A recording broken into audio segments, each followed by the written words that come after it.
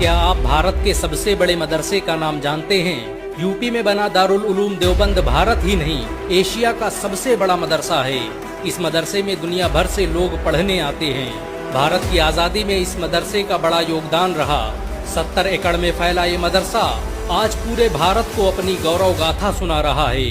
ये भारत का एकमात्र मदरसा है जहाँ पर हेलीपैड की सुविधा उपलब्ध है। दारुल उलूम देवबंद ने भारत को सबसे बड़े वैज्ञानिक और राजनेता दिए।